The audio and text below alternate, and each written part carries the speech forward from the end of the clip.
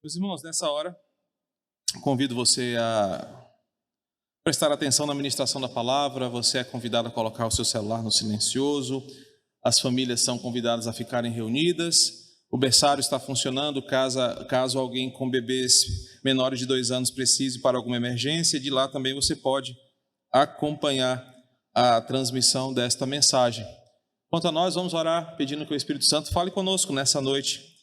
Espírito Santo, compete ao Senhor, é o teu ministério, falar à igreja, iluminando o nosso coração com a palavra da verdade.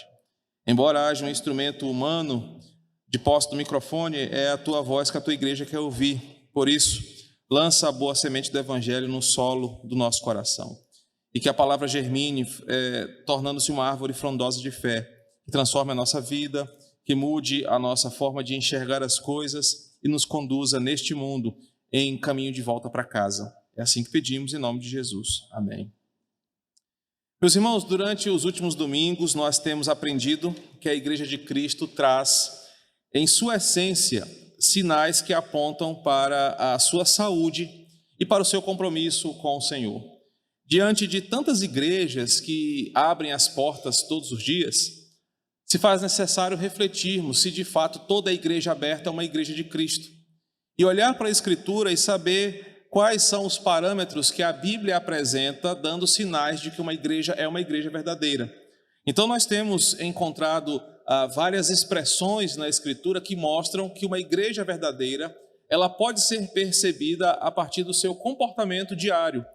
E começamos essa série de mensagens falando sobre a ideia de que a igreja verdadeira, ela existe para 3 princípios fundamentais. E eu tenho reforçado isso domingo após domingo.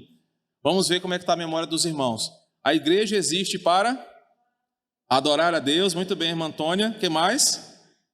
Edificar pessoas. Muito bem, irmã Antônia. E evangelizar os perdidos. Muito bem, irmã Antônia. Uma salva de palmas para ela. Aprendemos que a igreja existe para adorar a Deus, edificar pessoas e evangelizar os perdidos. Domingo que vem vou perguntar de novo, e aí você tem a oportunidade de falar antes da irmã Antônia para ver que você realmente está memorizando. E na última mensagem, nas últimas 2 mensagens, nós ouvimos que para ser uma igreja verdadeira, a igreja precisa saber cultuar a Deus. Aprendemos que nem toda reunião é culto e nem todo mundo que se reúne dentro de um prédio com uma placa está cultuando a Deus. Aprendemos como devemos nos comportar num culto e o que significa cultuar a Deus, o privilégio que é para nós isso. E aprendemos na semana passada sobre como adorar a Deus em espírito e em verdade. Hoje nós vamos aprender sobre o exercício diário na vida da igreja como uma manifestação da graça divina, ou chamado meio de graça. Nós vamos falar sobre as ordenanças, o batismo e a ceia. Obrigado, Vanessa. E nós vamos perceber que uma igreja verdadeira obedece ao mandato do Senhor pela evangelização, pelo ensino, pela nutrição da esperança e pelo zelo da verdade, celebrando batismo e ceia do Senhor constantemente. Chamamos o batismo e a ceia de ordenanças. Dentro dos nossos documentos oficiais, batismo e ceia são chamados de ordenanças, pois ambos foram ordenados por Cristo para serem praticados pela igreja até a sua volta. O batismo, onde quer que a igreja se espalhasse, deveria ser uma marca onde os novos cristãos confirmariam a sua fé em Cristo. E através da ceia do Senhor, nós lembraríamos do sacrifício vicário de Cristo, mas também nutriríamos a nossa esperança de um dia reencontrarmos com Ele. Em Atos, nas cartas apostólicas, no Novo Testamento, nós temos relatos de que essa prática era vivida pela igreja e essas práticas distinguiam a igreja de Cristo das outras religiões. E eu posso afirmar, sem medo de errar, que ao fazermos isso, batismo e ceia, da forma correta, da forma bíblica, igrejas, desde o tempo do Novo Testamento até hoje, além de retratarem a nossa fé em Cristo, nosso testemunho de vida espiritual, nós estamos dizendo a esse mundo, nós somos do Senhor. Então, o que uma igreja verdadeira faz? ela batiza seus membros, ela comunga da ceia, entendendo o que ela representa. Por isso que as igrejas que não são verdadeiras, elas não optam por esse tipo de prática. Elas não enfatizam o compromisso dos crentes com o batismo no Senhor e não reforçam que a mesa é um chamado de graça para os discípulos de Cristo. A igreja falha quando ela não vive essa rotina na sua ordenança. Mas para que não fique muito impessoal, eu quero falar que você falha, eu falho, crentes falham quando nós evitamos ser batizados. Quando nós achamos que o batismo ainda não é algo para nós, ou que o batismo é uma coisa secundária. Crentes que não são batizados publicamente estão externando a seguinte mensagem: eu ainda não amo o Senhor o suficiente, eu ainda não quero mostrar para esse mundo que eu tenho um compromisso profundo com Ele, por isso eu não quero me batizar. Crentes que não participam da ceia com o Senhor estão admitindo que são presos aos seus pecados, que preferem não abandoná-los do que confessá-los ao Senhor e mudar de vida para participar da ceia. Por isso, crentes falsos não batizam, crentes falsos não comungam da ceia, porque ainda não se libertaram dos seus pecados e estão amarrados a ele. Em contrapartida, crentes verdadeiros, igrejas verdadeiras, que zelam por essas ordenanças, fazem das suas vidas um compromisso com o Senhor. Eu posso perceber claramente a saúde espiritual de um crente, ou de uma igreja como um todo, pelo simples fato de observar como esse crente participa da ceia, com que frequência ele participa da mesa do Senhor, ou se esse crente é batizado ou não. Hoje nós temos uma nomenclatura para isso, são crentes nominais, são religiosos, que poderiam estar em qualquer outra religião, em qualquer outra igreja, que isso não faria diferença para eles. Eles só ocupam o banco de uma igreja evangélica porque são convenientes com alguma coisa ali. Em contrapartida, a saúde espiritual de irmãos que buscam na ceia e no batismo, a nutrição e a confirmação da sua fé, mostra o seu compromisso com o Senhor. E aí nós temos uma certeza que, embora nem batismo, nem ceia tenha poder para salvar ninguém, isso é que nos diferencia da Igreja Católica Romana, os termos sacramento, reformado e romano. Negligenciar ou abandonar batismo e ceia me coloca no ponto de questionar a sua própria conversão. Me coloca no ponto de questionar a credibilidade do seu testemunho, uma vez que você não confirma publicamente que você é do Senhor através do batismo, e você não faz uma autoavaliação pela Escritura para participar da ceia do Senhor, você pode receber, às vezes, julgamentos que terão verdade como fundo. Talvez você nunca se converteu. Por isso, há um apelo da Escritura para que crentes batizem, para que crentes participem da mesa do Senhor, para que eles vivam uma fé genuinamente cristã. E se nós queremos ser essa igreja verdadeira, nós precisamos nos certificar, como crentes e como corpo, que nós estamos observando biblicamente essas ordenanças, o batismo e a ceia do Senhor. E eu passo agora a falar um pouquinho sobre o batismo. Abra sua Bíblia em Romanos capítulo 6, versos de 2 a 8.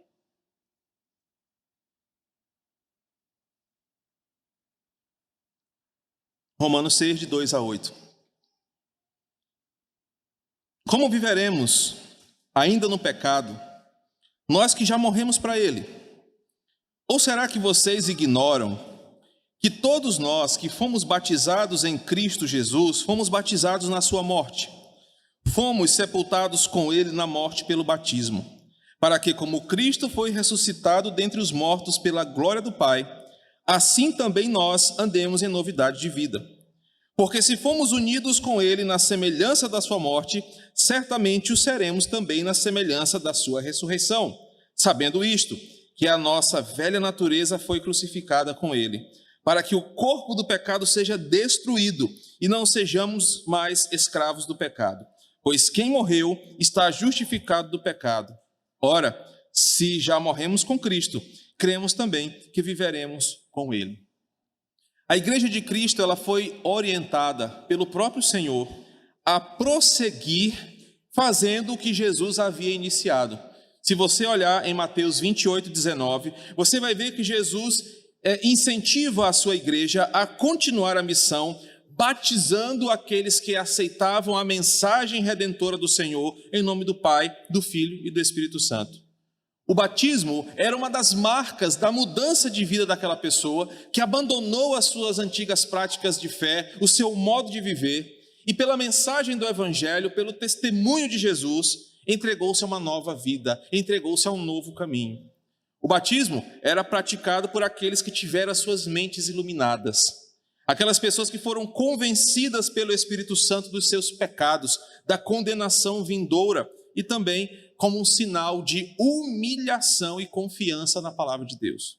O texto de Romanos acaba de nos ensinar que o batismo é um símbolo, um rito, um sinal que mostra para esse mundo que aquilo que havia de velha natureza em mim, pela confiança da palavra em Cristo, foi sepultado, derrubado, lançado por terra, e pelo símbolo da água, pelo elemento das águas batismais, ele se levanta em novidade de vida. Ele se levanta para mostrar a esse mundo como uma prova pública, como um símbolo, uma indicação externa que o Senhor me ressuscitou, me mudou, transformou a minha vida, a velha criatura, com as suas certezas, com os seus dogmas, com as suas teorias, ela fora sepultada. E pela mesma esperança viva daqueles que viram Cristo ressurreto, nós também seremos ressuscitados eternamente com Ele. O batismo, portanto, é essa prova que o indivíduo dá a si e ao mundo de que a palavra transformou de dentro para fora. O batismo é essa mensagem não verbal que cada cristão mostra para o mundo de que Cristo agora habita em seu coração e que, portanto, pelo rito de descermos as águas e levantarmos como nova criação, o antigo eu já fora sepultado pelo Senhor. Por isso o batismo é realizado apenas uma vez. Você não vive se rebatizando, você é batizado apenas uma vez, pois Cristo libertou você de uma vez por todas do império das trevas. Você nasce de novo apenas uma vez para toda a eternidade. E o sinal desse novo nascimento, a forma como você mostra ao mundo que você nasceu de novo, não é vestindo uma camisa de uma igreja, não é postando status no Instagram com mensagens evangelísticas, mas o seu testemunho de vida começa com o batismo. Um crente verdadeiro não procrastina, essa é a palavra, o seu batismo com o Senhor. Um crente verdadeiro, ele anseia afirmar a este mundo a sua mudança de vida. Por isso, tão logo ele é convertido, tão logo ele quer ser batizado, porque ele sabe que é pelo batismo que ele está dizendo a esse mundo: o velho eu morreu, e em Cristo agora eu sou nova criação. No Antigo Testamento, no Novo Testamento também, as formas de ritos de batismo eram celebradas para demonstrar a adesão a um novo grupo. Então, basicamente, na época de Jesus e antes de Jesus, os batismos eram realizados para demonstrar que aquele indivíduo fazia parte de um novo grupo. Por isso que João Batista batizava os seus discípulos, e antes de João Batista, outros grupos batizavam os seus. Mas quando Jesus chega em cena, você pode ler os primeiros capítulos de João, Jesus não apenas batiza pessoas como um clube do Bolinha, ele não apenas batiza pessoas para fazer parte de uma panela seleta, mas o batismo que Jesus promove, que ele pratica em João capítulo 2, e que os seus seguidores agora são incentivados a fazer, é um batismo de uma aliança com a Trindade. Nós somos batizados pelo Pai, Filho e Espírito Santo, simbolizando a nossa conexão eterna com eles. Simbolizando que agora nós somos unidos espiritualmente com o Senhor numa união mística de vida. O compromisso da ressurreição de Cristo agora será válido para quem se batizar. Por isso que Romanos fala: assim como Jesus fora ressuscitado dentre os mortos pela glória do Pai, versículo 4, assim também nós vamos andar em novidade de vida. O batismo cristão é comumente celebrado, como o próprio termo grego afirma, mergulhando o indivíduo em água, ou derramando, aspergindo porções de água sobre ele, como um símbolo de que a velha natureza foi submergida em Cristo pelo poder do Espírito, mas também como uma lavagem dos pecados. E a nova vida que ressurge dali é uma vida com uma nova oportunidade no Senhor. Não que o batismo lhe salva, mas o batismo é um símbolo visível da graça do Evangelho, de que todos os seus pecados foram perdoados, de que a sua vida pregressa fora perdoada na cruz, e que o Senhor tomou a cédula de dívida que havia contra você, e na cruz do Calvário a pregou e disse: você é nova criação em mim, você agora tem uma oportunidade de viver em novidade de vida comigo. Por isso que o batismo é um ato de fé, mas também é um ato de compromisso pessoal.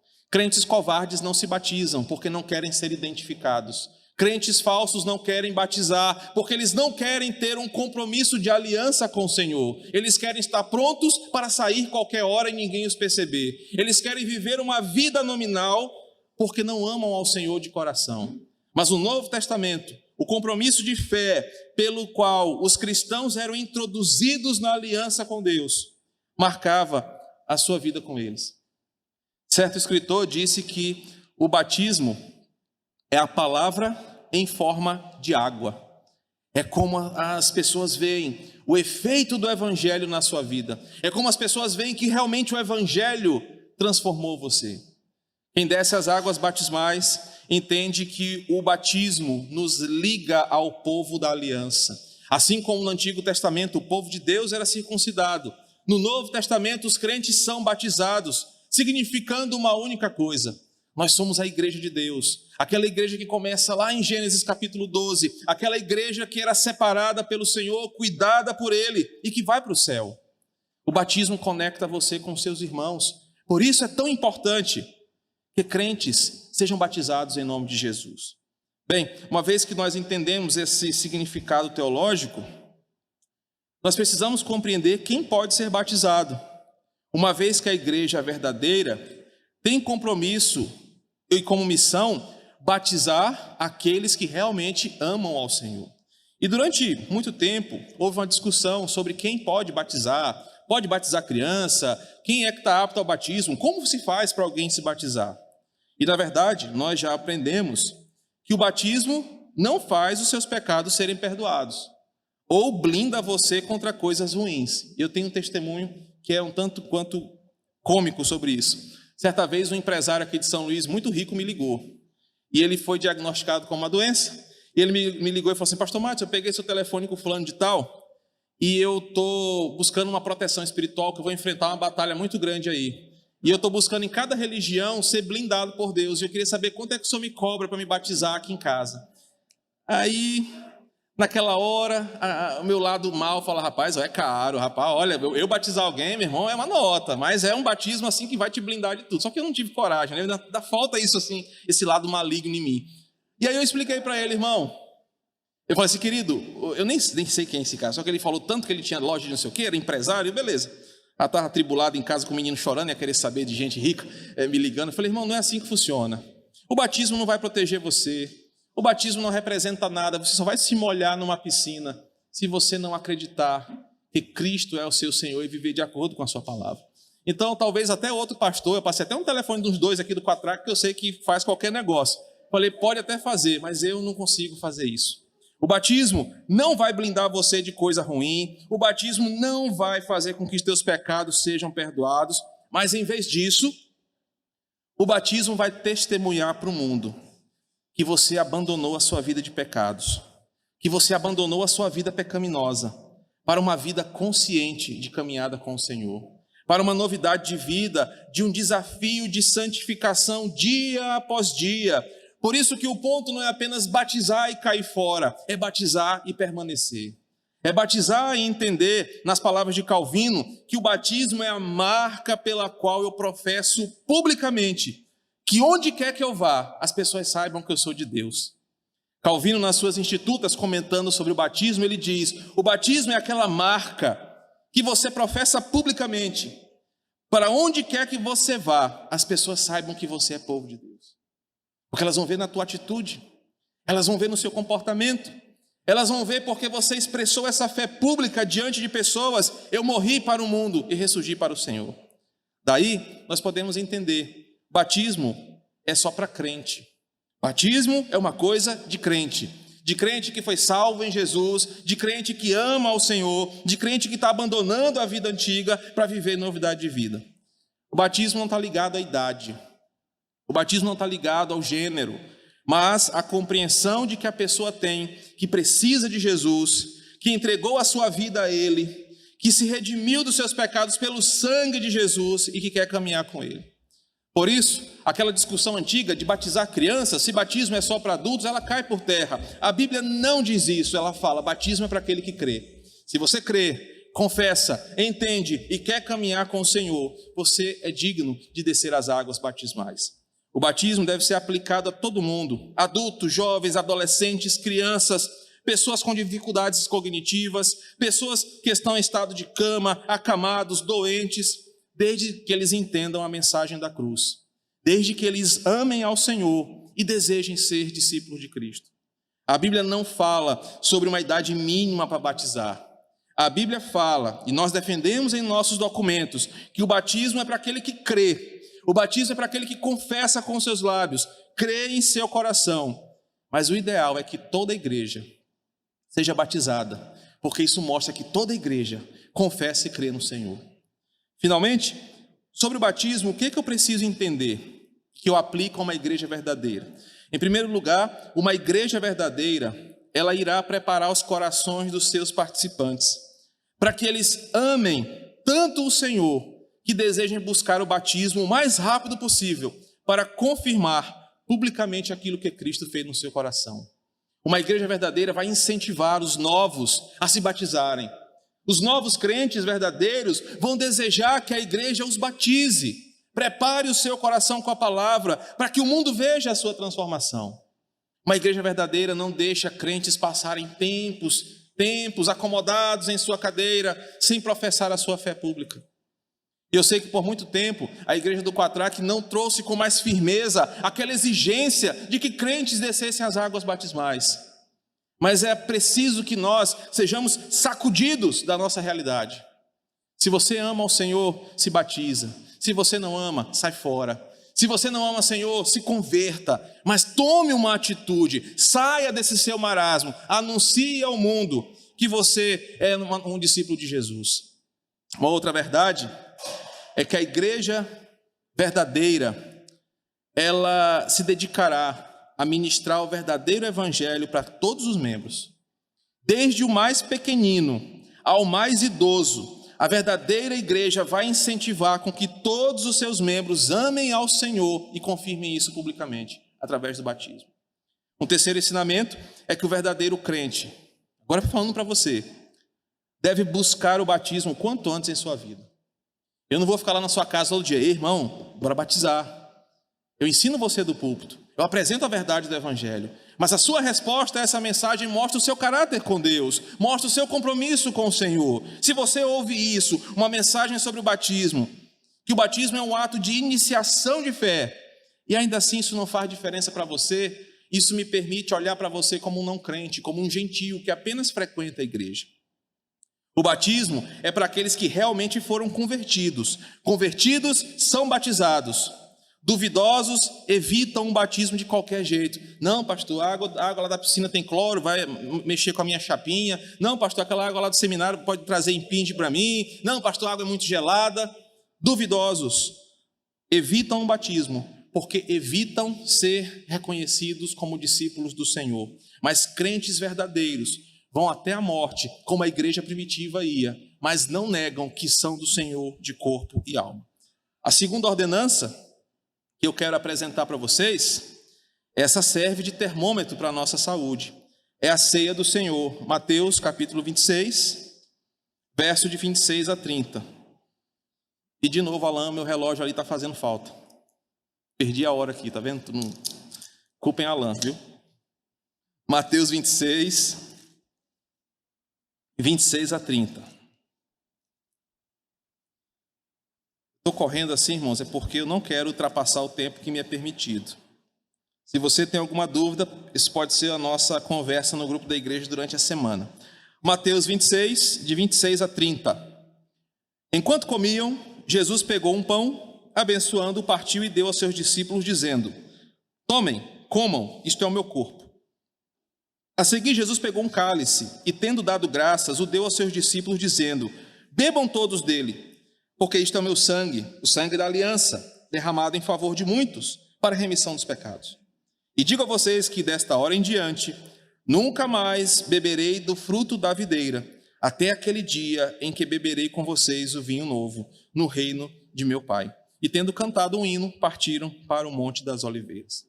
Nós acabamos de ver que o batismo pode ser chamado de um rito de confirmação ou um meio de graça de iniciação da fé. Se você quer ser muito reformado, você fala, olha, o batismo é um meio de graça, é um sacramento de iniciação. Mas se você quer ser aicebiano apenas, com uma boa teologia, o batismo é uma ordenança de iniciação da fé. Ele demonstra que, como novo cristão, você ama a Cristo e deseja que todos saibam desse amor e que você acredita na mensagem do Evangelho. Eu não morrerei eternamente, mas eu ressuscitarei para o meu Senhor. Agora, a ceia, ela é uma ordenança de Cristo. Em Lucas 22:19, projeta para mim aí, por favor, Anderson, vai nos mostrar que Jesus incentiva os seus discípulos. Façam isso toda vez que vocês se encontrarem. Comam juntos, celebrem a Eucaristia como uma forma de nutrição da esperança de vocês. Vocês vão celebrar fisicamente sem a minha presença, mas espiritualmente eu estou convosco até o dia em que nós nos reuniremos de novo. A ceia do Senhor tornou-se parte importante das reuniões da igreja do Novo Testamento. Nós não sabemos qual a periodicidade da ceia no Novo Testamento.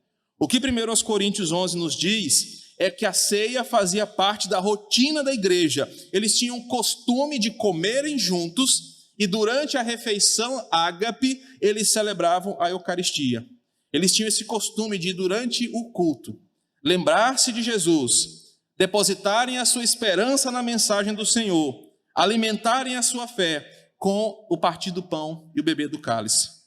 O apóstolo Paulo ensinou que participar da ceia é a identificação do cristão com a obra de Cristo. É aquela confirmação que eu tenho em elementos que estão nas minhas mãos daquilo que Jesus fez por nós. É por isso que nós não celebramos a ceia com batata frita e Coca-Cola, com pão de queijo e café. Nós celebramos a ceia com o pão e o vinho, porque historicamente esses dois elementos, além de serem definidos por Jesus como os elementos visíveis da ceia, nos explicam o processo do seu martírio. O pão amassado, o pão que foi esfarelado, que foi moído pelos homens, representa o sacrifício de Cristo. O vinho, em sua cor, em sua forma de preparo, pelo esmagar das uvas, representa o sangue que fora derramado do nosso Senhor para nós. Então, quando nós celebramos a ceia, nós entendemos que aqueles elementos nos contam uma história. Por isso que na teologia reformada eles são chamados de sacramentos. Nós olhamos para esses elementos e entendemos a sua mensagem. E quando nós participamos dele, nós nos identificamos com aquela obra.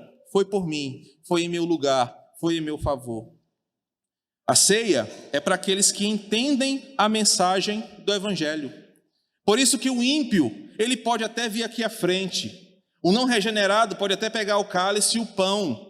Mas aquilo não fará diferença espiritual para ele, pois ele não entende o poder daquela mensagem. Ele come para a sua condenação, pela sua ignorância, mas ele não será protegido pela ceia do Senhor.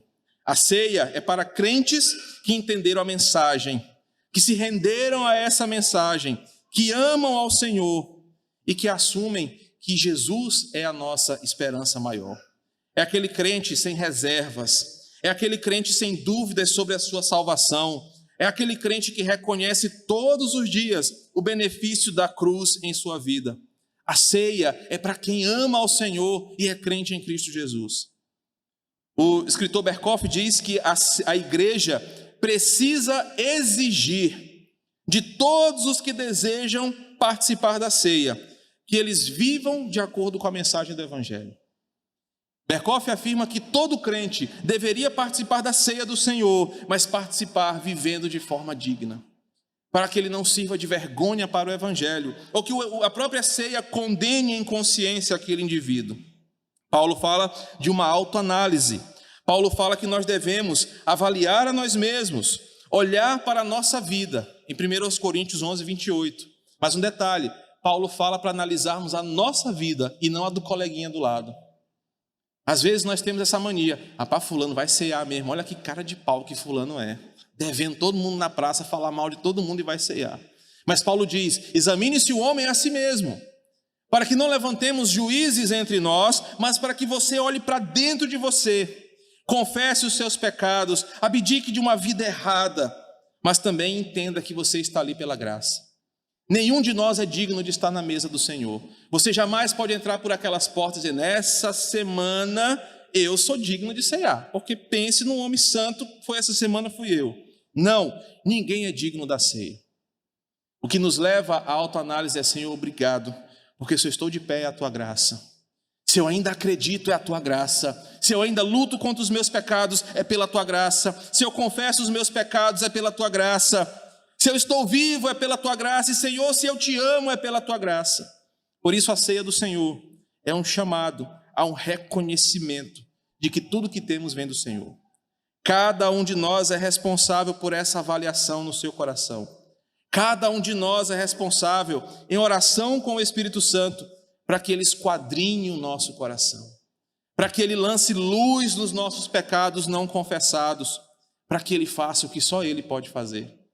Salmo 139, versos 23 e 24 diz, sonda-me, ó Deus, esquadrinha o meu coração, vê se há em mim algum caminho mau. A ceia é aquela oportunidade que você tem de dizer, Deus, eu preciso de um conserto, mas eu quero tentar, eu quero abandonar estes vícios, estes pecados, eu quero andar na tua graça, me dá mais uma chance.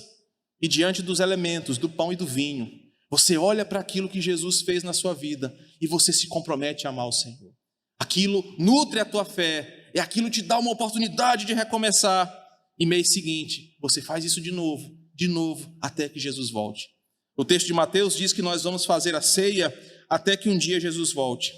Muitos pensam que o versículo 29 é uma proibição de crentes beberem vinho, e graças a Deus não é isso. Mas o texto ensina que um dia nós teremos a oportunidade de sentar à mesa com Jesus. Nós não cearemos mais um copinho miserento de cálice, que não é nem vinho, é um suco de uva ou um pedacinho de pão, mas nós teremos uma mesa posta, bonita, e do lado dos nossos lados, nossos irmãos ao longo da história que já partiram para o Senhor. E imagine aquela cena na cabeceira da mesa, você vai olhar Jesus e Ele vai dizer, hoje eu estou cumprindo uma promessa, nós vamos brindar a minha vitória. A ceia é esse sinal de esperança. A ceia é aquilo que os verdadeiros discípulos de Cristo fazem, porque acreditam nele. É na mesa que nós recordamos, de forma amorosa, grata, que o Senhor Jesus morreu por nós. Quando você olha para o pão, quando você olha para o vinho, você se lembra das dores, você se lembra do sofrimento, você sabe que Ele fez por amor, você se lembra que foi por você, e você começa a chorar, você começa a agradecer. E como dói o meu coração, como deve doer o coração de Cristo, quando Ele olha para você no momento da ceia, e você tem uma expressão mórbida no seu olhar, você faz aquilo com indiferença, você consome o pão e o vinho de forma automática, mas não lembra daquilo que Isaías 53 fala, que pelas suas pisaduras nós fomos sarados, que o sacrifício que nos traz a paz estava sobre ele. Quando você olha para o pão, quando você olha para o vinho, você está dizendo, Senhor, obrigado, porque se não fosse por amor, as portas dos céus estariam fechadas para mim. Participar da ceia significa para nós, discípulos de Cristo, que nós agradecemos pelo seu sacrifício, que nós queremos honrar o seu sacrifício com uma vida digna, que nós queremos celebrar a sua vitória. É na ceia do Senhor que eu expresso em comunidade que nós vamos viver no céu. Eu olho para os meus irmãos que participam da ceia e penso e agradeço porque celebraremos na eternidade a vitória de Jesus. Aqui nós fazemos de forma tímida, rápida, mas no céu haverá um grande banquete, onde lá, juntos com o Senhor, nós estaremos para sempre na glória. A concepção reformada sobre a ceia ensina que Cristo está entre nós, e por isso que a ceia do Senhor é adoração, envolve gratidão, confirmação da nossa salvação e uma festa, porque nós estamos na mesa com o Senhor. É incompreensível crentes que não se animam na ceia, crentes que não são sensíveis àquele glorioso momento. Pegam o pão e o vinho como se estivessem numa padaria tomando um cafezinho com um salgado. Não entendem que aquele momento nós não estamos preocupados apenas com os elementos, mas o que eles representam. A oportunidade que foi me dada de salvação em Cristo. A ceia do Senhor, ela é o maior momento de gratidão a Deus que podemos ter como comunidade. Por isso que os evangelistas retratam que no fim de tudo, versículo 30, após a ceia, eles cantaram um hino. Eles não cantaram um hino fúnebre. Eles não cantaram aqueles hinos do cantor cristão que geralmente a gente canta em velório. Eles cantaram um hino de adoração ao Cordeiro, louvando ao Senhor pela sua vitória. Bem, o que nós podemos aprender se queremos ser uma igreja saudável sobre a ceia do Senhor? A primeira verdade é: nenhum de nós jamais será digno, por seus próprios méritos, de sentar na mesa do Senhor. Esse é o primeiro ponto. Você deve ter consciência que você não é digno de sentar na mesa com Cristo, mas que a ceia é uma oportunidade graciosa que Ele oferece de estar reunido com Ele, louvando pela sua vitória, agradecendo pela sua generosa oferta de salvação e aguardando o dia de se encontrar com Ele. Isso é que nos traz a ceia do Senhor: confissão de pecados, arrependimento, esperança e gratidão. Em segundo lugar, uma igreja saudável celebra a ceia do Senhor com alegria, gratidão, reverência e adoração. Para uma igreja saudável, o dia de ceia do Senhor é um evento marcante para todo o corpo. É o momento onde nós temos em nossas mãos o símbolo visível daquilo que Cristo fez por nós. É uma oportunidade ímpar para você lembrar o preço da sua salvação, o preço da sua redenção e agradecer ao seu Salvador. Por isso que uma igreja verdadeira protege a ceia do Senhor. Talvez eu nunca tenha dado essa explicação aqui, mas um dos papéis dos diáconos da igreja é proteger a mesa do Senhor. E não é proteger para você não avançar não, tá? Não é aquela coisa, não vou proteger que senão os irmãos vão devorar tudo. Mas é proteger para que pessoas indignas, no sentido de não serem crentes, ímpias, impiedosas, se aproximem devidamente da mesa. Os diáconos têm autoridade de dizer: olha, irmão, você nem faz parte do corpo de Cristo, você quer ceiar para quê? Porque pelo zelo, pela importância que tem, os presbíteros e diáconos protegem a mesa do Senhor, para que apenas o corpo de Cristo participe, para apenas aqueles que conhecem e entendem a mensagem da salvação possam participar. Não é que irmão Edilson, Alain e companhia vão estar de olho, Felipe, não sei não, eu não sei se eu vou te entregar a ceia não é isso. Felipe é um homem convertido ao Senhor, ele é convidado à mesa do Senhor. A ceia é para a família de Deus. Em Marcos capítulo 14, nos mostra que Jesus sai da multidão para ceiar só com os seus discípulos. A ceia não é para todo mundo. A ceia é para quem anda de vida nova com o Senhor, vivendo sob a sua dependência. Por fim, celebrar a ceia do Senhor de forma correta nos permite fortalecer laços de unidade, de comunhão e adoração. Porque nós vamos viver eternamente ceando. Se você está brigado com o irmão, faça as pazes com ele, porque você vai ceiar com ele a vida toda. Então você deve fazer do momento da ceia um momento de unidade, de adoração. Junto com os nossos irmãos, nós celebramos aquele que salvou a nossa vida. E até que ele venha, nós vamos anunciar a esse mundo a sua vitória. Por isso que Paulo diz em 1 Coríntios, o texto mais usado para a ceia, capítulo 11, para nós terminarmos.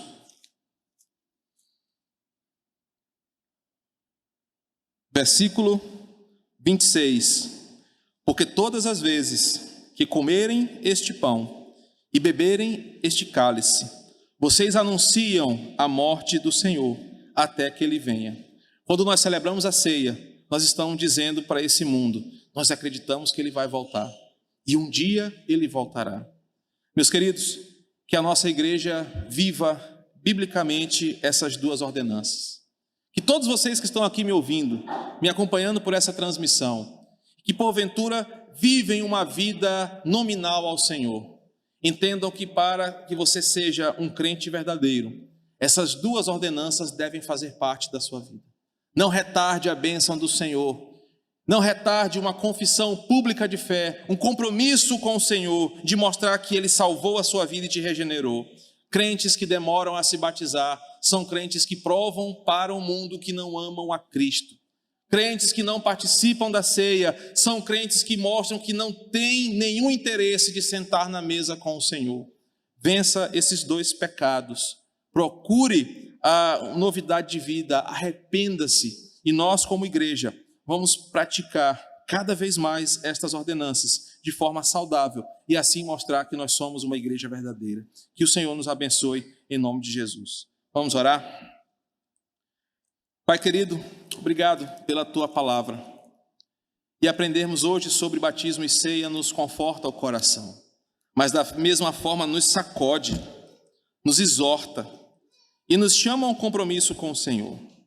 Que a Igreja Cristã Evangélica do Quatraque seja marcada por crentes que amam ao Senhor profundamente, que querem ser reconhecidos publicamente como filhos de Deus, discípulos de Jesus, e por isso não temem descer as águas batismais.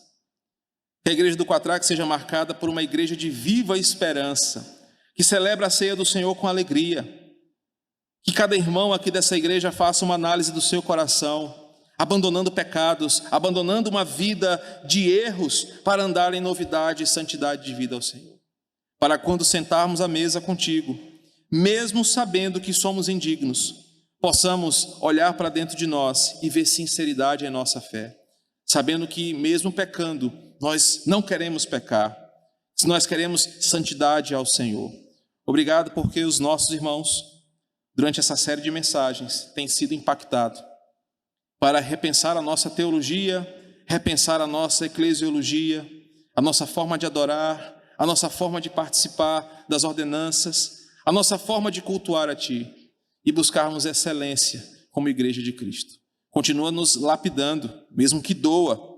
Continua nos ensinando, mesmo que seja desconfortável e ácido. Mas faça isso para o nosso bem, pois nós queremos Te adorar em um culto e uma forma de vida que Te agrade. Esse é o nosso compromisso, em nome de Jesus. Amém.